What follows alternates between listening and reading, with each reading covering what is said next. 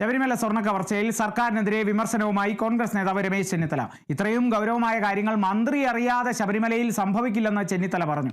Devaswom board പ്രസിഡന്റുമാർ മാത്രം വിചാരിച്ചാൽ ഇത്രയും വലിയ അഴിമതി നടത്താൻ കഴിയില്ല. വമ്പൻ സ്രാവുകൾ വലയിൽ കുടുങ്ങുമെന്നും അയ്യപ്പനോട് കളിച്ചാൽ രക്ഷയില്ലെന്നും രമേശ് ചെന്നിത്തല പറഞ്ഞു.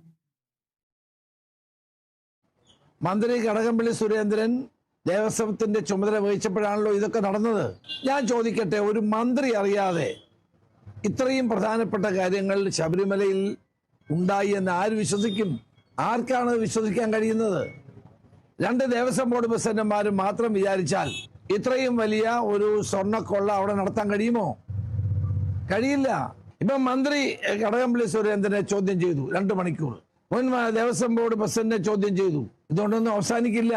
ഇതിലെ യഥാർത്ഥ പ്രതികള് നിയമത്തിന്റെ മുമ്പിൽ കൊണ്ടുവരാതെ ഇത് അവസാനിക്കാൻ പോകുന്നില്ല. ഏതായാലും അന്വേഷണം നടക്കട്ടെ. ഞങ്ങൾ പറഞ്ഞ കാര്യങ്ങളെല്ലാം ശരിയാന്ന് വന്നിരിക്കുന്നു. ഇനിയും ഇതുമായി ബന്ധമുള്ള വൻ സ്രാവുകൾ വലയിൽ കുടുങ്ങും എന്ന കാര്യത്തിൽ സംശയം വേണ്ട. അയ്യപ്പനോട് കളിച്ചാൽ ആർക്കും രക്ഷയില്ല എന്ന് മനസ്സിലാക്കിക്കോണം. കളി ഏതായാലും അയ്യപ്പനോട് വേണ്ട എന്നാണ് ഇത് ആവർത്തിച്ച് നമ്മളെ ബോധ്യപ്പെടുത്തിക്കൊണ്ടിരിക്കുകയാണ്.